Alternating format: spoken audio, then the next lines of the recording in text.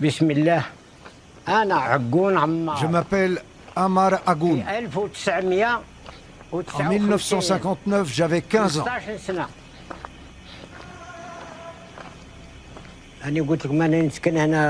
Ma maison était tout en haut. Quand les avions sont arrivés, j'ai fui le hameau. L'hélicoptère m'a tiré dessus. Je suis tombé et j'ai continué en rampant. Mon frère Abderrahman, il m'a suivi. On a rejoint des gens ici et on est entré avec eux.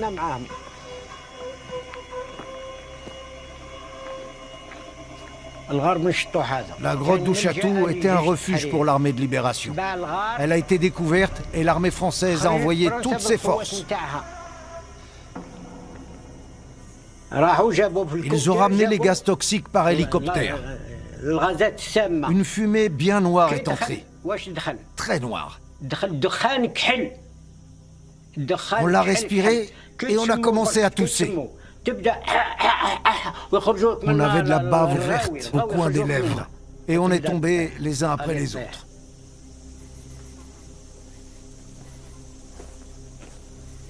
Je m'appelle Mohamed Labassi. J'avais 12 ans ce jour-là. Quand ils ont tiré, c'était comme si du sable nous tombait dessus. Les gens ont commencé à tousser, à crier, à pleurer. On ne comprenait plus rien. On n'entendait plus rien, on ne voyait plus rien. Mon oncle criait et mon père lui disait « Aïssa, récite la shahada ». Mon oncle a étouffé et il est mort sur place. Il a crié « Silence ».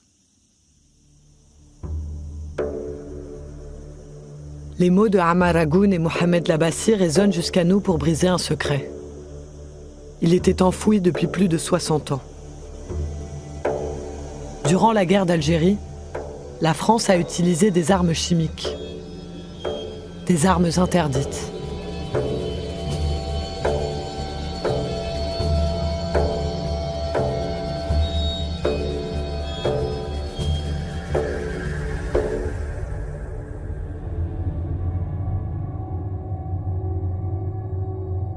L'horreur de ces fumées toxiques est gravée dans notre mémoire depuis la Première Guerre mondiale.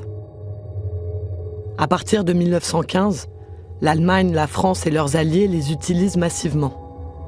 Chlore, phosgène, gaz moutarde. Plusieurs centaines de milliers de soldats en sont victimes. Les gaz brûlent, asphyxient et tuent. Ces armes invisibles deviennent le symbole de la guerre industrielle.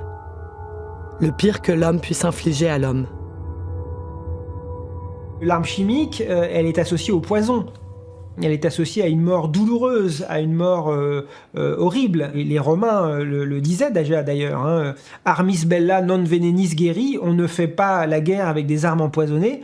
Et donc depuis le droit antique, depuis l'Antiquité, eh bien, l'utilisation des poisons, et en l'occurrence des armes chimiques, eh bien, est prohibée par le droit international et provoque une aversion extrêmement forte de la part des opinions publiques.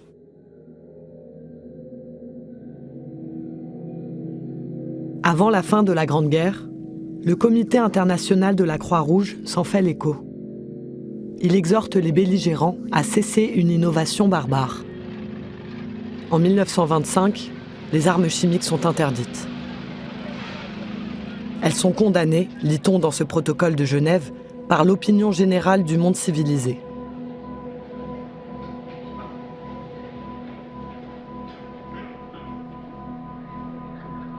La France est la dépositaire de cet accord, la première des 135 nations à le signer. La fabrication, en revanche, reste autorisée.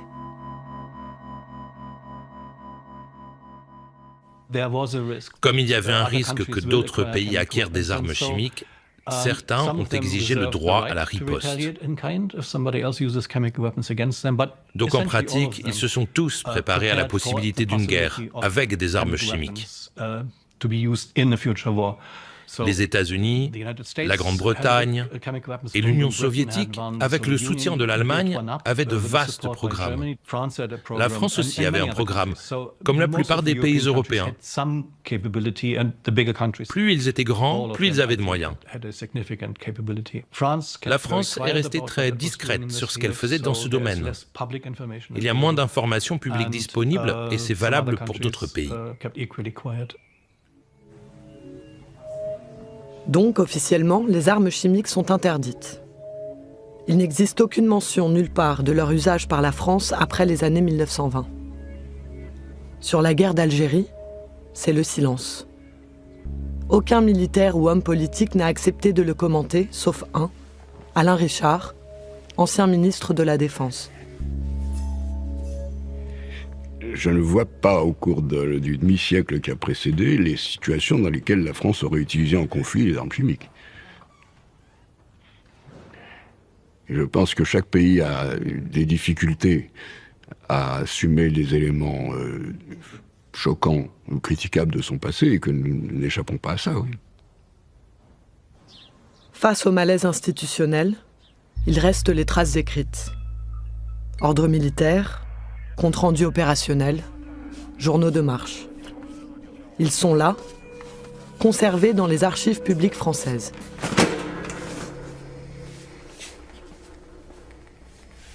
Voilà 7 ans qu'un homme se consacre à les déterrer. Christophe Lafaille est historien. Il épluche tous les cartons de la guerre d'Algérie relatifs aux armes chimiques. Comme ici, aux Archives nationales d'outre-mer, certains documents sont déclassifiés. Mais il se bat contre le ministère des Armées qui refuse l'accès à beaucoup d'autres. J'ai fait des demandes pour pouvoir accéder à ces archives sur la guerre chimique en Algérie. Et là, première demande, refus. Une nouvelle demande de carton refusée. Refus, encore une fois, archives incommunicables. Ce qu'on m'oppose, c'est le code du patrimoine. On me dit les archives qui sont contenues dans ces cartons vont vous permettre de concevoir, donc d'élaborer, de construire, de localiser ou d'utiliser des armes de destruction massive. Comme si dans des archives qui sont par exemple le journal de bord d'une unité, on allait trouver le plan d'une arme chimique, on allait trouver un manuel d'emploi qui explique comment il faut utiliser cette arme chimique, etc. Donc ce sont des objections qui sont totalement farfelues. Et ce que ça veut dire, c'est qu'on s'interdit de comprendre ce qu'était réellement la guerre d'Algérie.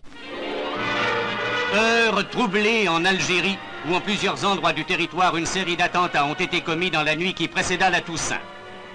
En 1954, les Algériens du FLN, le Front de Libération Nationale, lancent une vaste série d'attaques coordonnées. Elle marque le début de la guerre de décolonisation, après 125 ans d'occupation française. C'est une guerre de pauvres, qui utilise la guérilla comme moyen d'action.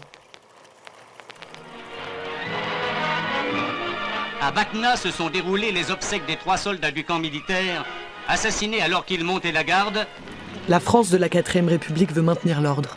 Elle l'annonce par la voix de son ministre de l'Intérieur à l'époque, François Mitterrand. Cependant, il semble bien qu'à travers toute l'Algérie, on ait voulu lever le peuple contre celui qu'on appelait l'étranger ou l'occupant, le français. Et il faut que les populations comprennent qu'elles doivent nous aider ou bien qu'elles s'exposent par la force des choses et malgré notre volonté à souffrir davantage. Il est donc de notre devoir à nous de faire peser la force du côté de l'ordre, du côté de la France, du côté de la concorde entre les citoyens. On parle de fellaga et de complots organisés par certaines ligues musulmanes. Les combattants sont désignés hors la loi. La France veut garder l'Algérie à tout prix. Croire que le calme sera vite rétabli.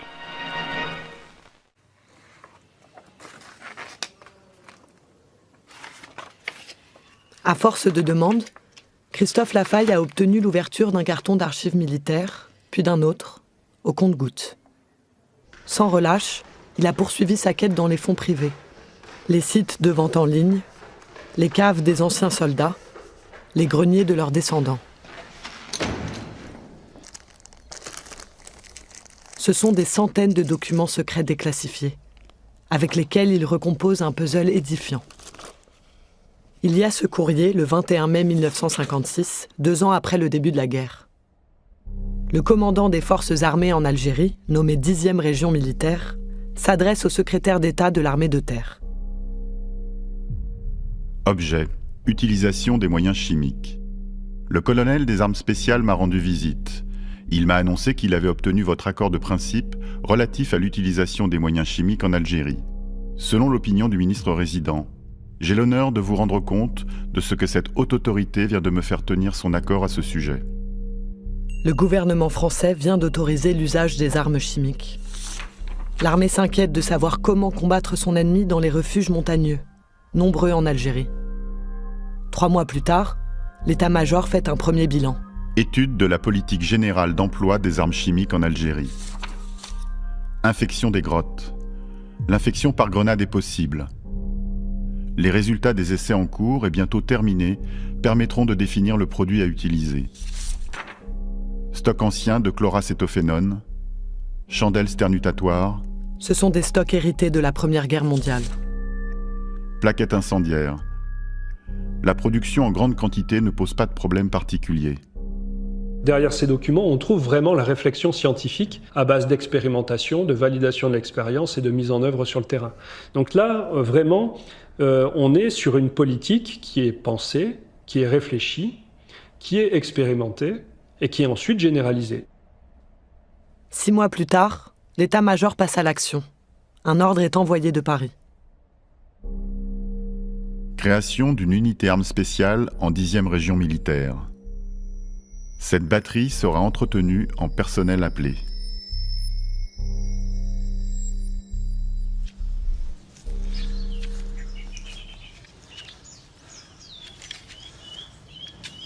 Jacques Huré a servi 29 mois sous les drapeaux.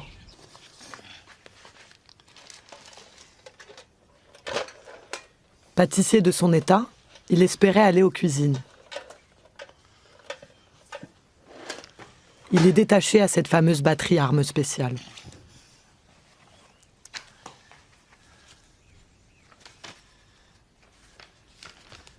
Là, au cours de mon séjour, j'avais acheté une carte où j'ai marqué tous les endroits où je suis passé. Alors en Algérie, on était là pour traiter les grottes. Les traiter. Alors, les traiter, c'était d'abord... souvent, c'était les... Ils balançaient des gaz pour qu'ils ne puissent pas s'en servir.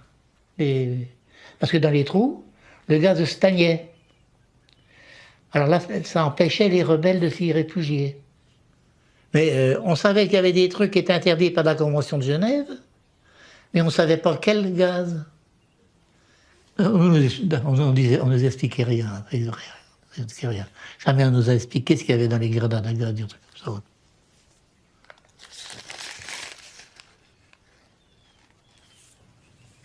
Ça, c'est la batterie armes spéciales. Ça, c'est en opération à Saf-Saf. Les sections partaient chacun à leur tour. Et des hélicoptères qui nous emmenaient sur une opération. Quand on part en opération, il y a un sous-officier de carrière, 1 ou 2, et le reste, c'était des sous-officiers comme moi, et puis des troufions. Mais des engagés, il n'y en avait pratiquement pas, on n'était que des appelés. Ça, c'est une grotte qu'on a fouillée, qui servait d'hôpital militaire aux rebelles. Ça, c'est quand on chargeait les PIM. Les PIM, c'était des prisonniers. Et c'était eux qui portaient notre matériel. Et quand on était équipé, on avait un casque léger. Allez voir comment on était équipé. On n'avait rien. Et les masques à gaz. On avait juste les masques à gaz.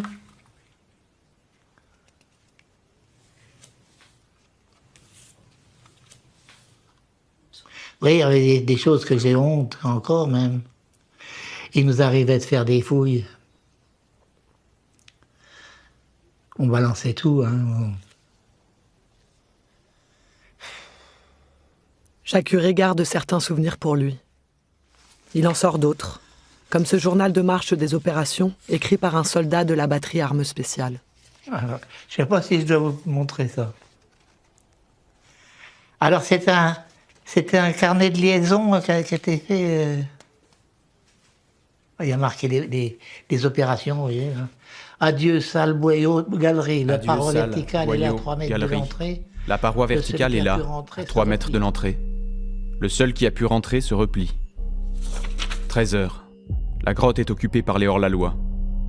Un prisonnier qui servait de guide au 14e régiment de parachutistes a été capturé par les hors-la-loi. La grotte est infectée à 14 heures. À 14h40, un hors-la-loi sort de l'abri, puis 3 autres. Ils sont faits prisonniers. À 16h20, le sergent décide d'explorer la grotte.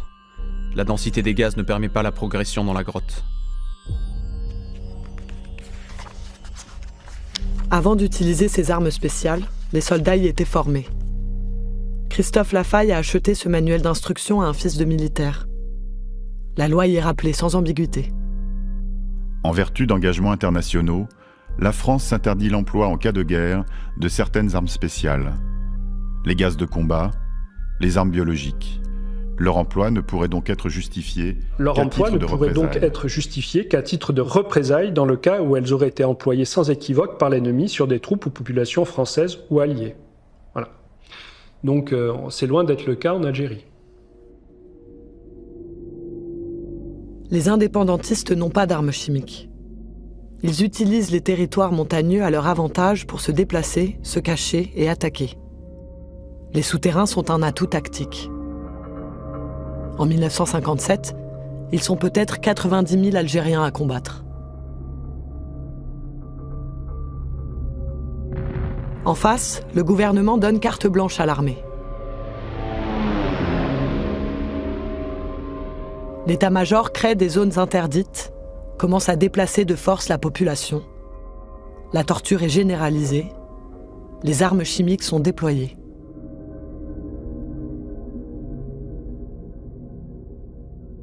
Très rapidement, en fait, c'est plus d'une centaine d'unités qui vont être créées partout en Algérie et qui vont utiliser ces moyens chimiques. Donc on passe finalement d'un emploi qui pouvait être encore un emploi limité à vraiment un emploi généralisé. Et dans ce cadre-là, le terme de guerre chimique prend tout son sens.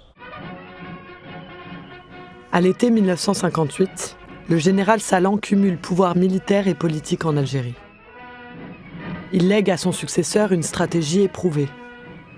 Avant son départ, le 30 novembre, il s'adresse directement au ministre des Armées pour souligner l'importance des armes chimiques. Utilisation des armes spéciales pour le maintien de l'ordre en Algérie. L'emploi des armes spéciales pour interdire l'usage de lieux souterrains par les hors-la-loi n'a cessé de se généraliser en raison de son efficacité. Il a été décidé de doter toutes les troupes opérationnelles d'éléments aptes à remplir les missions spéciales. Il existe 70 équipes de bataillons, plus 26 équipes, plus 12, plus 11. Le général Salan crée des sections armes spéciales sur tout le territoire. À la batterie armes spéciales, 3 équipes, plus 4 équipes, plus 7, plus 4.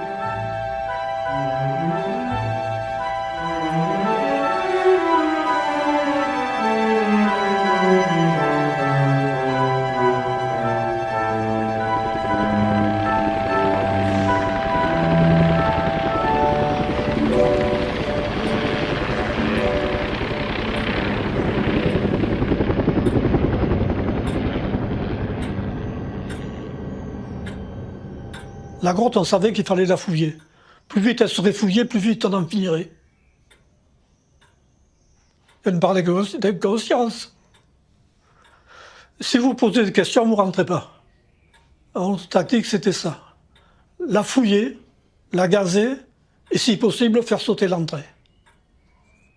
Quand elle était occupée, c'était plus difficile, mais ils savaient qu'ils allaient mourir gazés.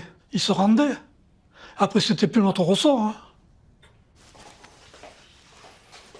Jean a passé 28 mois en Algérie. 10 mois en section grotte dans le massif des Aurès.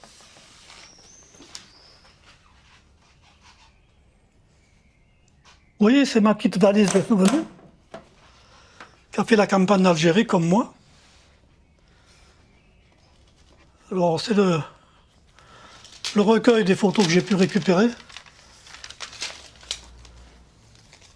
Toutes les photos que j'ai eu l'occasion de prendre en opération, elles m'ont été confisqués. On m'a jamais donné d'explication. Les seuls que j'ai se trouvent à cette page. La pellicule était dans l'appareil. Personne ne m'a rien demandé. Voilà l'hélicoptère qui s'en va. Nous arrivons à la section armes spéciales. C'est là qu'on nous a appris le spécial de la section, c'était les gaz. La section grotte en tenue de parade. Là, après à embarquer.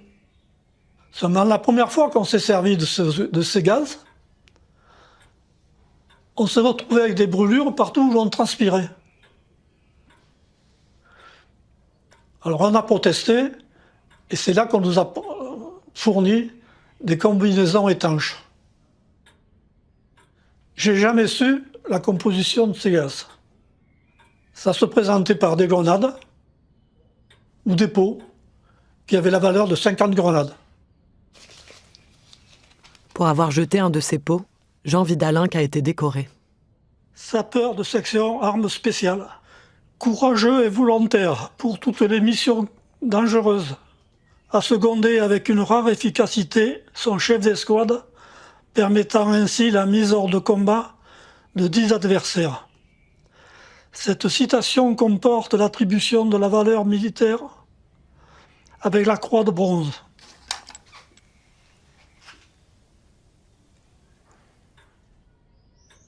En rentrant en Algérie, nous avons été nombreux à ne plus vouloir en entendre parler.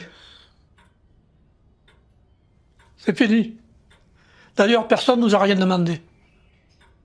Ça a été un mutisme total. Je me suis pas endormi une fois, en 60 ans, sans me passer la guerre d'Algérie.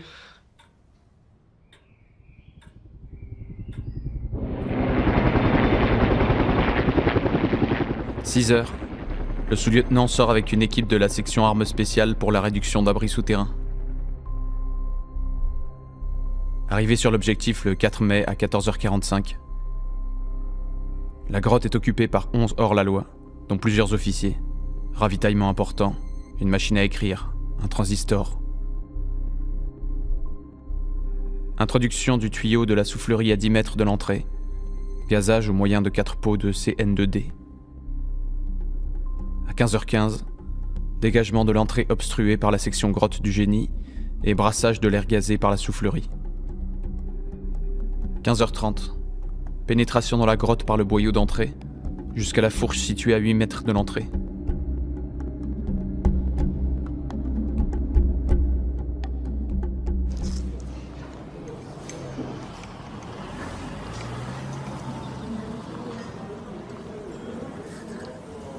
On m'appelait le rat, parce que j'allais partout. On cherchait des petits pour les grottes. Et oui, parce que pour entrer dans les trous à rats, il ne faut pas être gros, hein.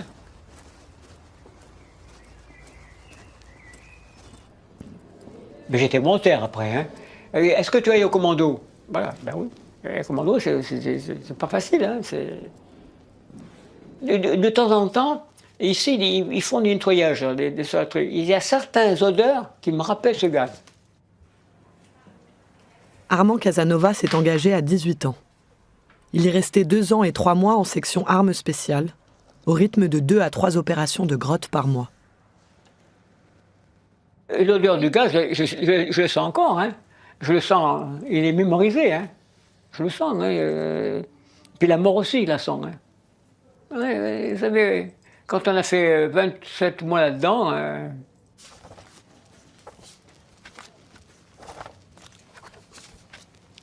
ça, c'est la section du commando, la section en son complet.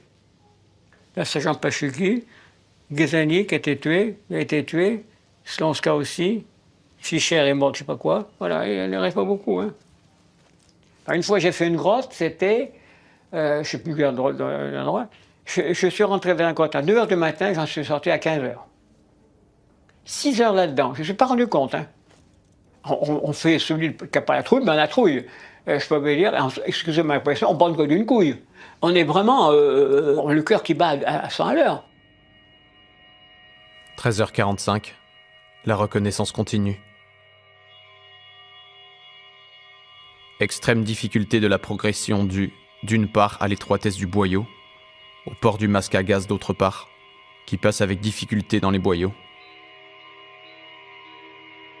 Obligation de sortir fréquemment en raison de la très importante concentration des gaz.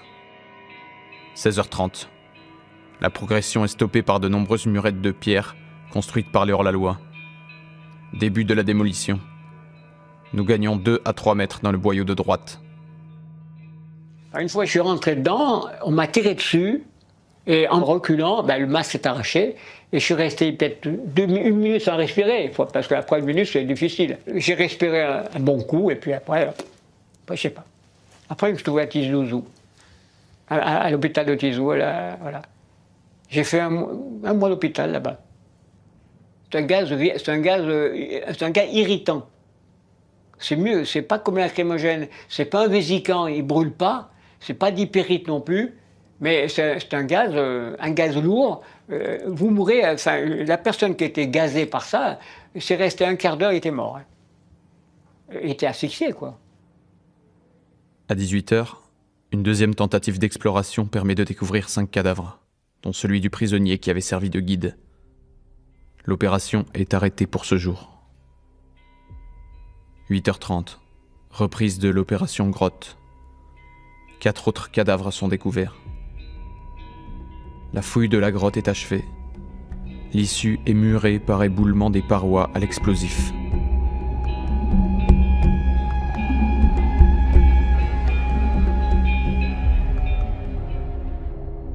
C'est des gaz qui étaient assez lourds, qui s'accrochaient aux parois. C'est comme de la poussière sur les murs. Si vous bougez, ça se répartit dans la grotte. Elles sont inutilisables pendant au moins 10 ans, 12 ans. Ce gaz porte un nom, CN2D. Christophe Lafaille en a retrouvé la trace dans les archives militaires. Les munitions portaient un code de couleur selon les mélanges qu'elles contenaient et les quantités, de 70 grammes à 5 kilos. Grenade, CN2D, 160 grammes, gris, ceinture verte et violette. Chandelle, 5000 grammes, CN2D, violet dans macaron violet. Roquette, chloracétophénone plus diphénylamminochlorarcine.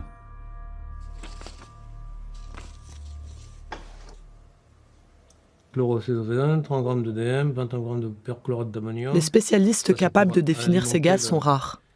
Plus encore ceux qui acceptent de nous répondre. Claude Lefebvre est retraité de l'armée française, spécialiste du nucléaire et du chimique. Une émission régulière de 22 minutes quand même. Donc vous imaginez le volume que ça... Alors, le CN2D, vous avez un mélange de dérivés arséniés, qui est la densite, et un dérivé cyanuré, qui est la chloroacétophénone. Là, ce mélange-là, on est sûr que ça marche, quoi. Quelqu'un qui se protège pas, qui n'est pas en mesure de se protéger avant l'attaque, au moment de l'attaque, on peut plus se protéger. Et il va vomir, il va pleurer, il va avoir les poumons qui le brûlent. En fait, c'est fini, quoi. Le but, toujours, ce but initial, c'est d'empêcher la cible de pouvoir se protéger. C'est ça, le but final. Alors, pour s'en protéger, il n'a qu'une solution, c'est de sortir. De quitter l'atmosphère viciée, ou s'il veut persister à rester, il en meurt.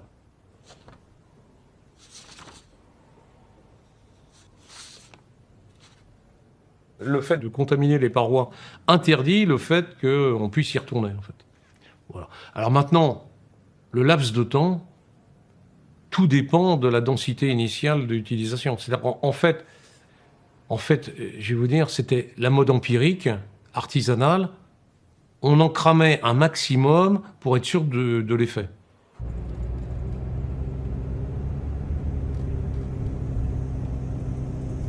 Dans le massif des Aurès, à l'est de l'Algérie, le CN2D a laissé son empreinte indélébile.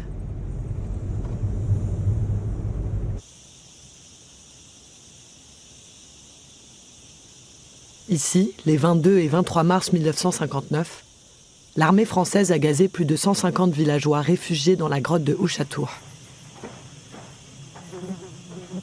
Seuls les plus jeunes ont survécu.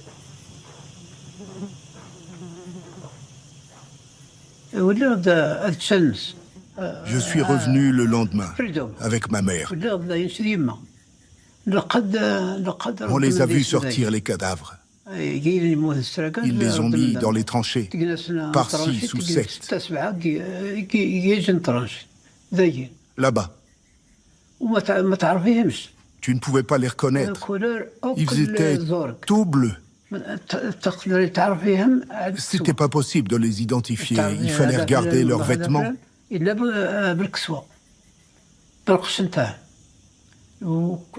corps étaient tout ronflés. Ils étaient méconnaissables.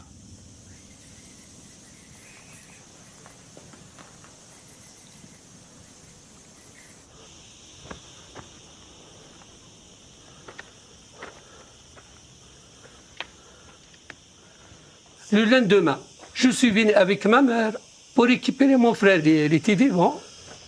Alors, des gens nous ont aidés à le transporter.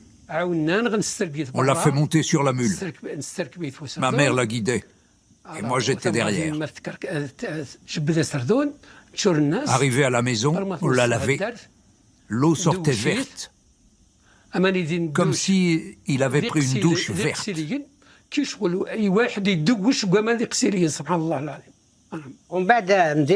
vais te dire comment nous, les 6, on a survécu. On a uriné dans des pots. Après chaque tir, on enlevait nos chemises et on les trempait dans l'urine pour protéger nos visages. C'est pour ça que les gaz toxiques n'ont pas eu d'effet sur nous. Nous, on était jeunes. Alors les Français, ils nous ont laissé partir et ils se sont retirés. Quand on est arrivé à 500 mètres, ils ont fait exploser la grotte. Écoute, 118 personnes ont été tuées dans la grotte. Lorsqu'on est retourné, on entendait les lamentations des femmes partout. Toutes les femmes pleuraient dans les maisons. Personne n'avait été épargné. Parce que tout le monde a perdu un membre de sa famille. C'était comme un film d'horreur, parce que tu entendais des pleurs partout. On pleurait partout.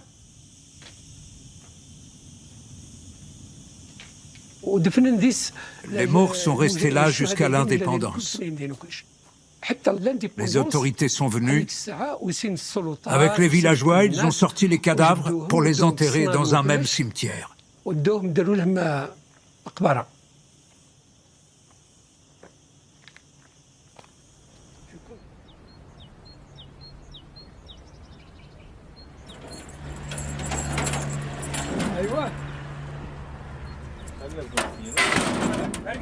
Le monument aux morts honore les victimes de la grotte Ouchatour. La mémoire de la Révolution, comme les Algériens nomment la guerre d'indépendance, constelle le territoire.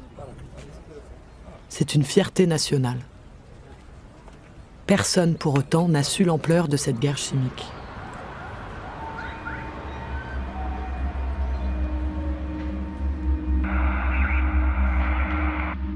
En 1959, 2 millions d'Algériens sont déplacés de force.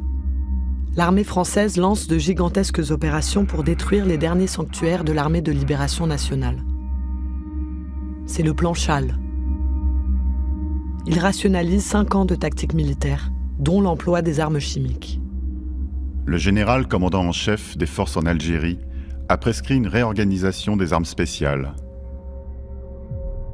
Les sections grottes sont un atout capital pour le général Chal. Chaque section est composée d'un groupe de commandement et de 3 équipes semblables de traitement. Son effectif est de 38.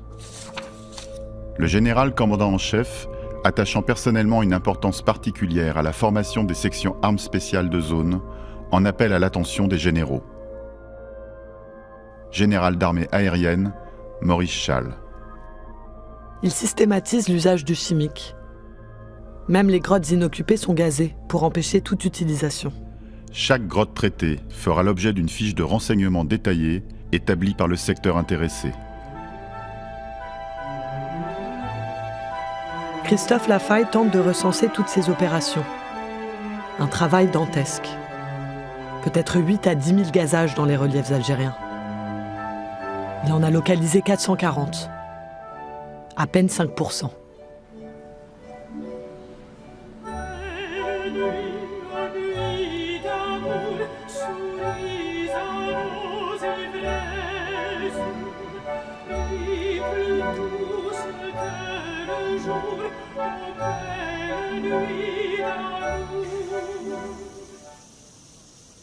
Le plan Chal est arrivé dans les montagnes de Kabylie à l'été 1959. 60 000 soldats furent dépêchés ici, dans le massif du Djurdjura. C'est l'opération Jumelle. Cette grotte, appelée la grotte du Lion, fait partie des nombreuses gazées par Armand Casanova.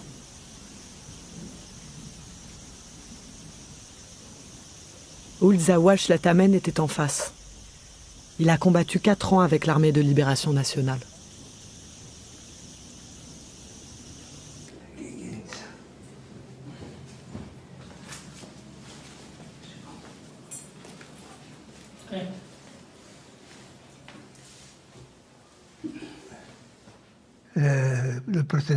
L'opération Jumelle a démarré début 59.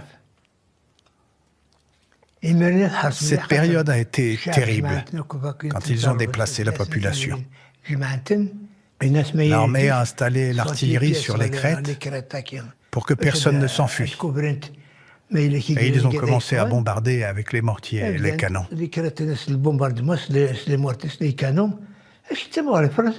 La France a utilisé tout ce qu'elle avait en sa possession. Tout. Le gaz, l'aviation, les bombardements. Nous,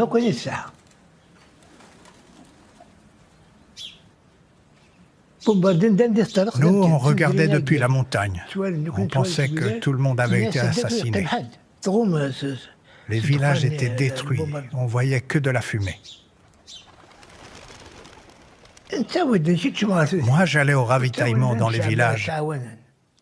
Les villageois nous ont beaucoup aidés. Les femmes surtout. Elles ont caché les blessés, ramené du ravitaillement, fait passer des courriers. Les femmes ont beaucoup souffert. J'ai été blessé à la main. J'ai pris une balle là. Elle est encore là, mais j'ai plus mal.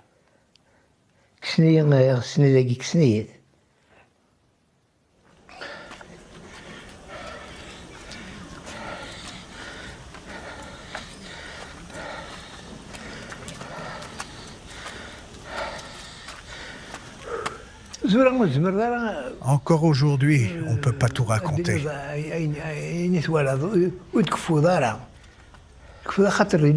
Il y a eu tellement de choses horribles que c'est inimaginable.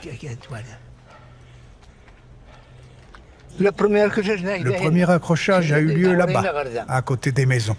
4 militaires sont morts, plus un chien, une vache, une femme et son enfant. Cette grotte était très grande. Ils ont trouvé dedans l'armurerie, l'infirmerie, l'atelier et l'administratif. Les machines à écrire, le papier, tout ça. Aujourd'hui, ça sent encore le gaz. Moi, ça fait longtemps que je ne peux plus monter.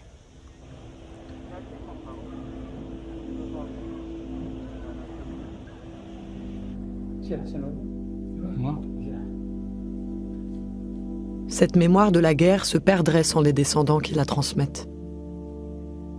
Mohamed est le fils d'un ancien combattant tué au combat en 1960. Il recueille la parole de ses derniers camarades d'armes, du village d'Aït Mislayn.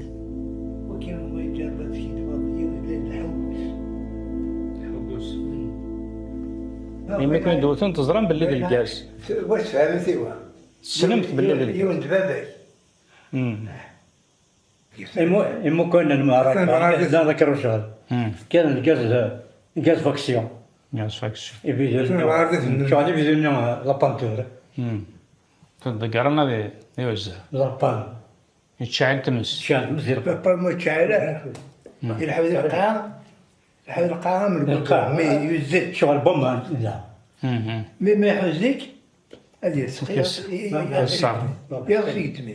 Moi, je voyais ces gaz comme... Bon, je suis un enfant, je regarde... Ça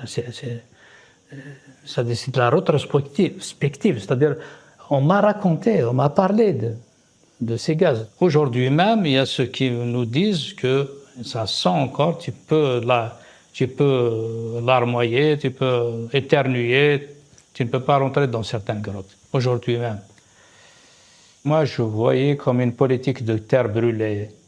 C'est-à-dire que la France avait perdu la guerre, politiquement parlant, et il fallait détruire le plus possible.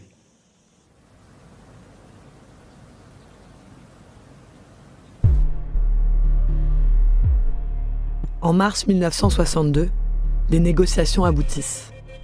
Le gouvernement provisoire algérien et le gouvernement français signent l'arrêt des combats. Avec les accords d'Évian, ils entérinent la fin de 8 ans de guerre. La conclusion du cessez-le-feu en Algérie. Les dispositions adoptées satisfont la raison de la France. Dans le plus grand secret, un autre accord est passé à Évian. L'armée utilisait depuis les années 30 le territoire algérien pour tester toutes ses munitions spéciales, nucléaires, biologiques et chimiques. Le général de Gaulle tient à continuer. B2 Namous, la base réservée aux chimiques et aux biologiques, est conservée par la France. B2 Namous, c'est au Sahara. Et au Sahara, comme on le sait, il n'y a pas beaucoup d'habitants. Et les expérimentations de la France à B2 Namous ne gênaient pas du tout l'Algérie. Au contraire, je dirais au contraire parce que ça apportait autour de B2 Namous une certaine activité qui a disparu complètement quand nous avons fermé le centre. Si Pierre Mesper n'avait pas été ancien Premier ministre, je pense qu'il aurait été sous le coup de la violation du secret défense, puisqu'il a révélé ce que beaucoup de gens savaient à propos du programme militaire chimique français, et notamment en Algérie. Mais cette base a continué à fonctionner bien après l'indépendance algérienne.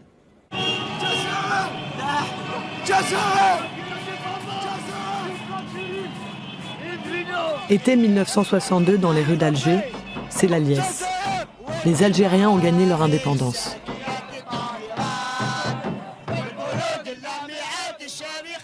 L'armée française se retire. Les sections armes spéciales sont dissoutes. Les anciens combattants se murent dans le silence. Les archives sont classifiées. Il faut attendre la fin de la guerre froide pour un désarmement mondial. La plupart des États vont s'accorder ici, à Paris, en 1993, pour interdire définitivement les armes chimiques, même leur fabrication. L'initiative vient de la France, à la demande du président de la République, François Mitterrand. Mesdames et messieurs, l'essentiel a été dit. Pour adhérer à la Convention, chaque État a dû rendre un rapport complet de ses activités chimiques passées. Un historien l'a écrit. C'est lui, Olivier Lepic. J'ai été mandaté par le ministère de la Défense pour écrire l'histoire du programme chimique militaire français. Évidemment, une partie de ce travail reste classifiée, puisque j'ai eu la chance d'avoir accès à la totalité des archives qui, pour beaucoup d'entre elles, restent fermées aujourd'hui à la consultation, et notamment des chercheurs. Je vais être parfaitement honnête. Le prétexte qui consiste à dire que la consultation de ces archives pourrait permettre à des personnes mal intentionnées de fabriquer une arme de destruction massive, elle ne tient pas la route plus de 5 minutes. C'est un paravent derrière lequel on s'abrite pour éviter de mettre à jour un certain nombre d'autres secrets qui sont des secrets historiques et pas des secrets technologiques. La République française a enterré l'histoire des armes chimiques en Algérie. Mais 60 ans plus tard, les effets des gaz se font encore sentir. Car le CN2D, le gaz utilisé par les sections de grottes, a des conséquences irréversibles.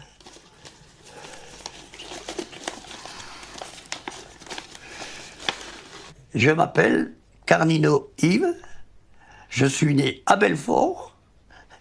Je suis issu d'une famille de militaires. C'est pour ça que la patrie, on apprenait la patrie, on apprenait la France. C'est sacré pour moi. La vérité et l'honneur.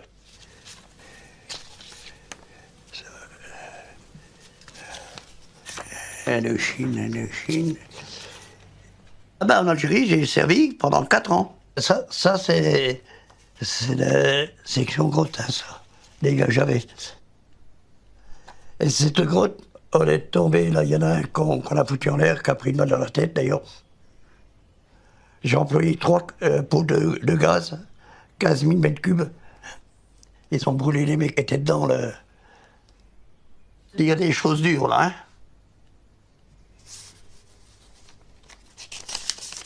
Yves Carnino a été blessé à plusieurs reprises par les gaz qu'il utilisait contre les Algériens. Bah, les bronches, ça s'empire de plus en plus. Si vous voulez, c'est les petites bronches qui sont entamées, quoi. Elles n'ont plus leur travail vis-à-vis des gros poumons et puis du cœur, des circulations de sang. C'est-à-dire que ça devient du cuir. Sur le 2000 à 2500 que je connais, moi, que je sais, qu'on passait dans les grottes, il n'y a pas beaucoup de personnes qui ont pu parler.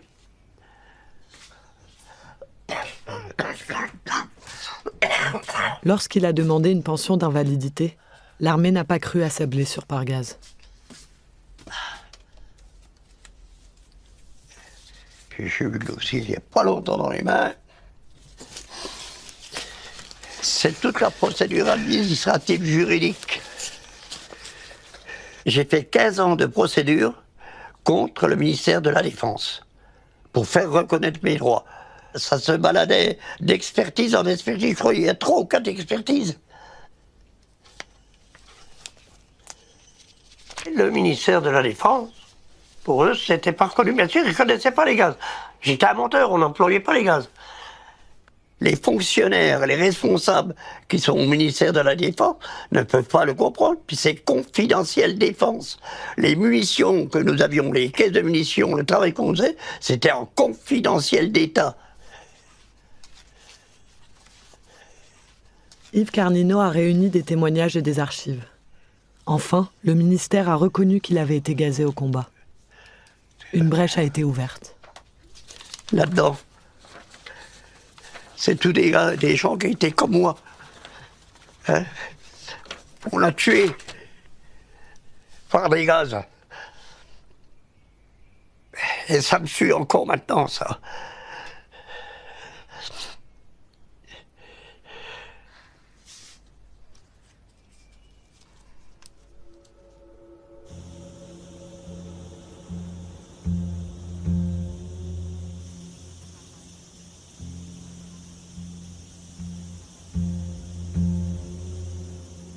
Mon père avait des munitions sur lui. Il a dit, je ne sors pas. Mais vous sortez. Il est encore là aujourd'hui. Un rocher lui est tombé dessus. On ne sait pas à quel endroit il est. On l'ignore. On ne l'a jamais retrouvé. Il n'est pas le seul à être resté sous les décombres. Dans les années 70, on en a sorti 5 de plus.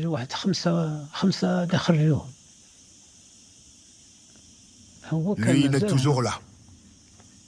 Mon frère est mort sur place. Il est toujours à l'intérieur. Il y a environ une vingtaine de corps qu'on n'a pas réussi à sortir. Regarde l'état de la grotte. Elle est complètement effondrée. Mon frère fait partie de cela. Aujourd'hui, il ne reste que les os.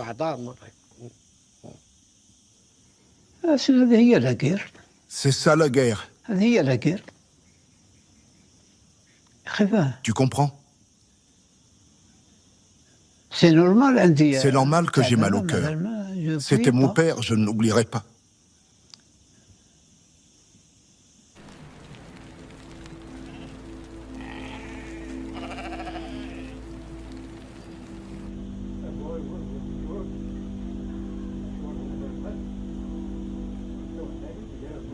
Ce qui s'est passé, on ne pouvait pas le réparer.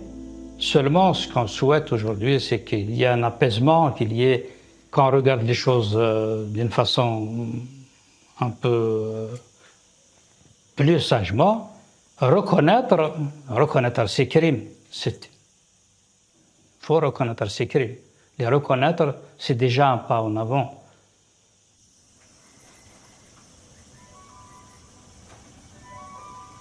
L'usage des gaz asphyxiants ne date pas de la guerre d'indépendance algérienne. Il trouve racine avant. En 1845, lors des débuts de la colonisation, les Algériens se réfugièrent dans les grottes. Les soldats français utilisèrent les fumées toxiques pour les déloger. Une de ces opérations, nommée enfumade, fut décrite par un officier. Rien ne pourrait donner une idée de l'horrible spectacle que présentait la caverne. Tous les cadavres étaient nus, dans des positions qui indiquaient les convulsions qu'ils avaient dû éprouver avant d'expirer. Le sang leur sortait par la bouche. Mais alors le problème était résolu. On n'entendait plus aucun bruit.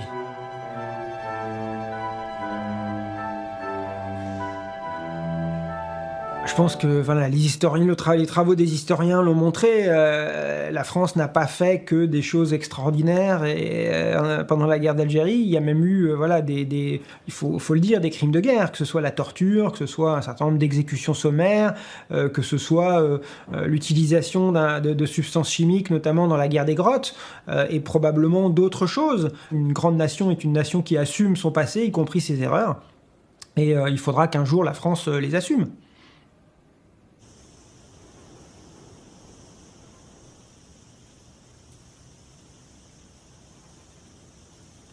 La grotte du Chatou, je lui ai dédié un poème. Le 22 mars 1962, quand ils ont arrêté de combattre. الله يرحم الشهداء على الوطن ماتوا أحرار جزائري يرمز العروبة ملاويتي من أضرار نصرك